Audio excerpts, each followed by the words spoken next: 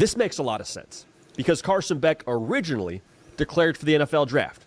And you could see why he would do that because he had a great year the year prior to this year. This year was far below what you would have imagined he had cooked up for this season in the preseason. Massively underachieved statistically, throwing 12 interceptions. I think he wanted to accomplish a lot more from a team perspective when it comes to what Georgia did this year relative to the year before, making the SEC championship game and then not reaching the national championship game. They won the SEC, but Carson Beck in that SEC title game got injured, hurt the elbow, has had surgery on the elbow, and it sounds like, with that surgery, he wasn't going to really be able to do a whole lot when it comes to throwing the football, when it comes to auditioning for the NFL, pro day, combine alike. So you take all that with the negative season, with the injury, and you're like, well, from what we can gather, before the year, talking about Carson Beck potentially being a top 3, even the number 1 pick in this draft. And I said that was incorrect. I told y'all that Carson Beck ain't the number 1 nothing. When y'all was listening to Mel Kiper, I said, man, Mel Kiper, you tripping, boy. Boy, you tripping. You're tripping. But y'all said I was a hater. I'm like, how I'm a hater? I'm just being honest. He ain't the best quarterback. And by the end of the season, the boy may not even be, he ain't even drafted boy at this point. His season went so bad that he had to hit the port. He couldn't even come back to Georgia. That's how bad Carson Beck was. Kirby said, we good, man. We already missed out on Dylan Raiola because you came back. You got to go, bro. We got to get somebody else in here. Now, after that year, you're like, I don't even think he's going to be a first-round pick from what everyone in the NFL draft circles seems to be saying. So, making a pivot somewhere else and giving yourself a chance to, 1, have more experience at the collegiate level, have a third year starting somewhere, 2, give yourself more and probably improved tape from the 2024 season. And the third part of this, being able to answer any questions that maybe NFL teams have about your health. Like if Carson Beck were to continue this NFL draft process, go to the combine, all this, that, and the other, everyone's asking, hey, how's the UCL? Hey, how's the elbow? Hey, are you healthy? And it's one thing to say that in an interview and then eventually hope someone drafts you and then show up to camp and then start throwing it around. It's a whole other thing to show up there a year from now, point to the tape at whatever school he's at and say, yeah, I'm good.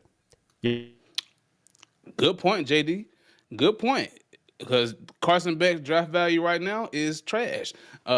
He went from first overall pick potentially, which was insane, but he was considered the first overall pick, the first quarterback off the board. But from that to maybe going in the 5th round this year, 7th round, maybe an undrafted free agent. It's a lot of quarterbacks. This quarterback class is interesting, to say the least. A lot of people have mixed reviews on this class overall. And Carson Beck has fallen to the bottom of those mixed reviews. So it's interesting. You got any questions about my elbow? Turn on the tape, watch me ball, and we should be able to kind of make our own assessment from that point forward. Let the tape speak. Now, the most interesting part of this to me, outside of where he could end up at, is what happened at Georgia, why he didn't end up transferring back there. From what I can gather, you would have to assume that a spot like Georgia would at least entertain the idea of welcoming Carson Beck back with open arms, given what he did in the 2023 season. However, I think to some degree, you sit here and say it's nobody's fault. It's not on Mike Bobo. It's not on Carson Beck. It's not on the skill players. It might just be one of those things where it's kind of run its course, and a fresh start might just be best for everybody, especially Carson Beck. So what we know about this as of right now, it is reported that it is expected to have a timeline when it comes to Carson Beck's decision somewhere within a week. It's also expected, per our own Pete Nakos here at On 3, that he's going to land a historic NIL deal somewhere north of $2.5 million. Pete Nakos said that on Paul Feinbaum here this morning, or this afternoon, rather. That is historic, though. I hear people saying they're potentially going to offer Quinn Ewers $6 million. And Quinn Ewers is definitely worth the $6 million. I know he injury prone, but when the boy healthy, the boy slinging that football. He can throw the football. A lot to unpack, a lot going on here. I just want to remind us all of this. As much as the Carson Beck stock from an NFL perspective may have dipped given this past season's performance, I think we all need to be reminded what he did the year before.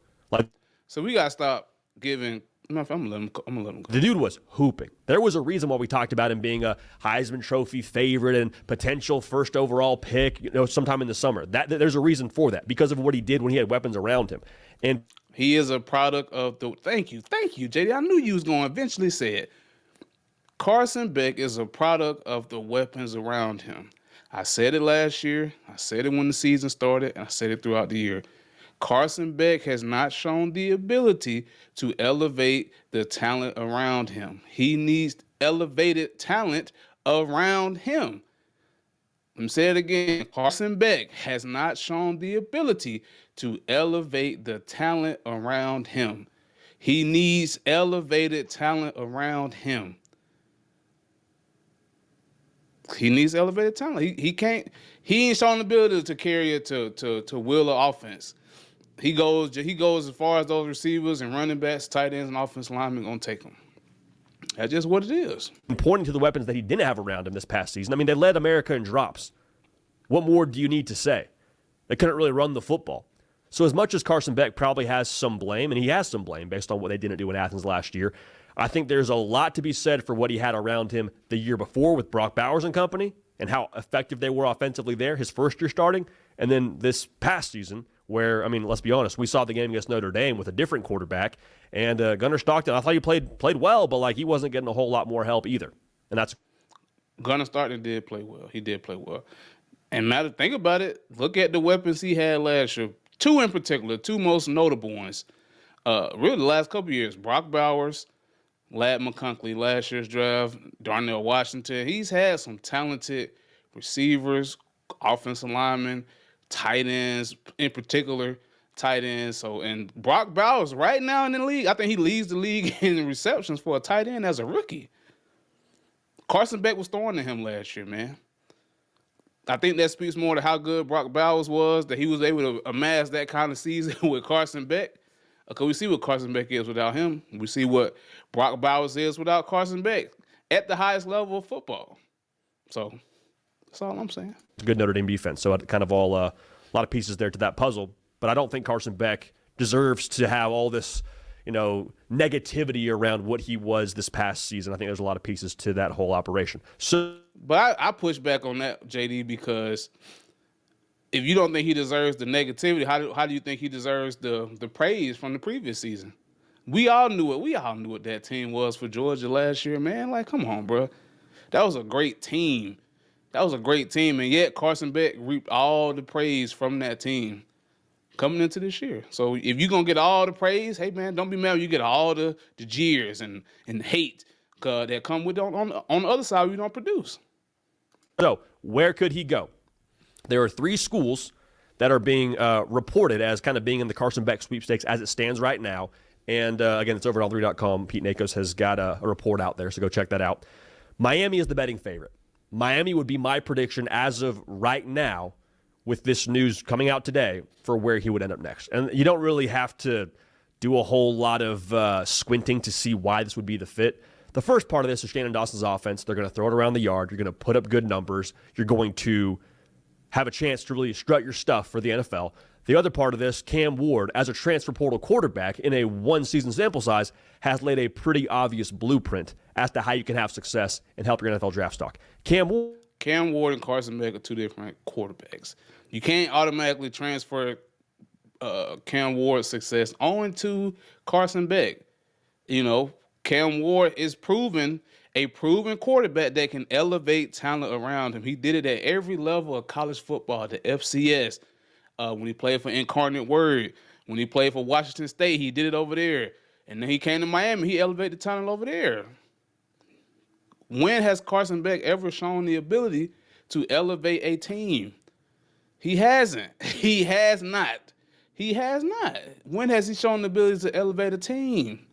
So I'm not going to let you diminish what Cam Ward is doing by saying, if Cam Ward could do it, and why can't Carson Beck do it? He was a 4 or 5-star coming out of high school, and he played at Georgia. I'm like, don't disrespect Cam Ward like that, man. Don't disrespect that man. Ward, funny enough, made his own NFL declaration before eventually circling back and committing to Miami via the transfer portal. And in one season, went from a guy that you heard his name being talked about anywhere from like third round and further down to now he's probably going to be, I would expect now, a top 3 pick, top 5 pick, top 10 pick. So pretty big difference. What made the difference? That one season at Miami. Also, if you want to add another filter onto that, his girlfriend is also at Miami, and Carson Beck is from the state of Florida. So that's such a. I mean, I've heard a lot of people say that today, like, "Oh, his girlfriend is in Miami, so he's definitely going to Miami." Listen, man, she and his wife. Think of that as you will. Ohio State, another school that's mentioned.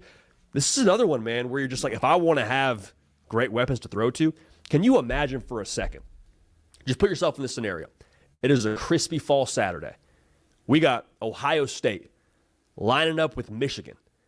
Down the sideline, back to Smith, third touchdown of the day. Carson Beck throwing to Jeremiah Smith. Are we kidding ourselves right now? With Chip Kelly, arguably the best play caller in college football. Again, that makes a lot of sense to me. And you pair Jeremiah Smith with the other just embarrassment of riches that Ohio State is always going to have at the receiver position. Plus, you look at what Will Howard did there this year. Now, Will Howard, I think, is a good quarterback. I think Will Howard has proven he's a good quarterback based on what he's done this season. But if I'm Carson Beck, I believe personally that I'm a better thrower of the football than Will Howard. Will Howard this past season at Ohio State, to this point, has thrown for right around 3,500 yards and accounted for almost 40 touchdowns. So if I'm Carson Beck, I see that, see the system, see the weapons. Would make a lot of sense. Would make a lot of sense if he were to somehow end up in Columbus. And then Texas Tech. But this is the thing, man.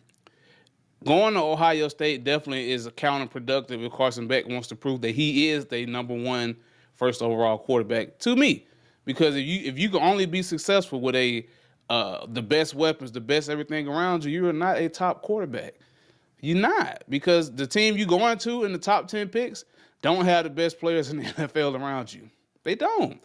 You're going to go to a struggling team, struggling program that's going to need a guy that can come in and lead them and elevate guys around them.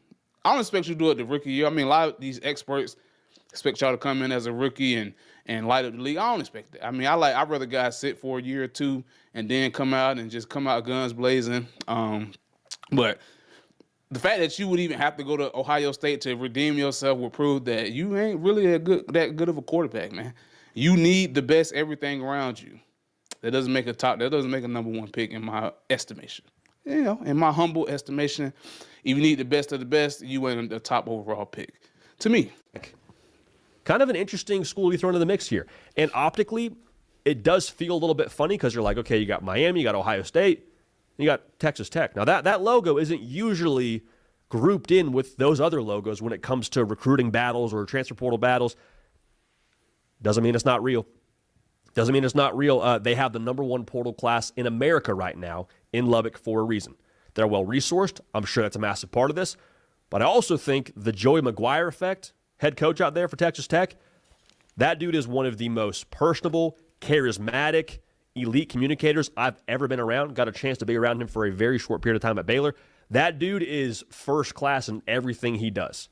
So all I'll say is, if Carson Beck and Joey McGuire have some extended conversations, would it be a surprise, again, optically? Sure. But I don't think it's by any stretch of the imagination unreasonable to assume that Texas Tech is in this Carson Beck sweepstakes, and that's being corroborated, of course, by Pete Nakos over at On3. So, I mean, Texas Tech, cool. I mean, yeah, I mean, once you hear Carson Beck is going to hit the portal, the reporters and the media are going to start just speculating X, Y, and Z for storylines. So it's all about storylines at this point. The man didn't even hit the portal yet officially, I don't think, at the time I'm recording this video. So it's just all speculation as who the teams are, those third. Even if, Ohio State and Miami are good landing spots, any team outside of that is just going to be pure speculation and just, content, really, people making content, which I ain't mad at, but I ain't taking it that serious. So, again, Miami's my betting favorite. I would probably pick them. No, I would pick them as of right now to be the school that lands him.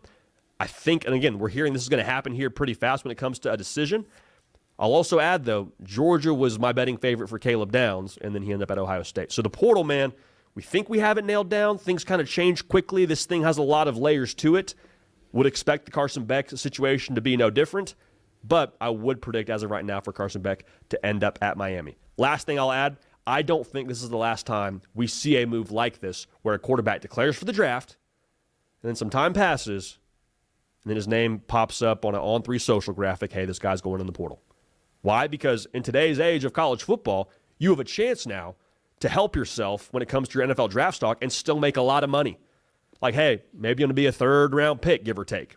Okay, well, I can go back to college for another year, improve my long-term status in the NFL, improve my draft stock right now, and make some good money.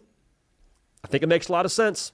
So the draft declarations, especially from quarterbacks, where that position is going to be at a premium every single portal cycle, there is no shortage of teams every year that need a quarterback to change the trajectory of their program. Have to believe now those declarations should be taken with a grain of salt. So Carson Beck, again, makes a lot of sense. Help your draft stock, help potentially your overall NFL standing, even if your draft stock doesn't change just by playing more games, getting more experience, and answering some questions about your health and letting the tape do the talking. And, so that's it, pretty much it for that video. It's a couple more seconds, but I will say this. With the way the NIL and transfer portal and the way the NFL is set up now with first-round picks having to come in and play right now, your best bet is to go ahead and exhaust all your eligibility at the college level, unless you just got a top first, top 10, top 5 grade or whatever first-round grade. Then, yeah, man, go ahead. Go ahead and hit the draft. But if you got a second round and below, third round and below, hey, man, you might as well just come back. Because the money you can make for being the top quarterback in college versus being a third-round pick is going to be peanuts. So y'all let me know what y'all think about this in the comments below. I think this Carson Beck situation is getting very, very interesting. It kind of played out how I thought it would. I've said this in several videos. There's no way Carson Beck comes back to Georgia next year, whether he hit the portal or he goes in the NFL. But y'all let me know what y'all think, man. I think this stuff is getting very, very, very interesting.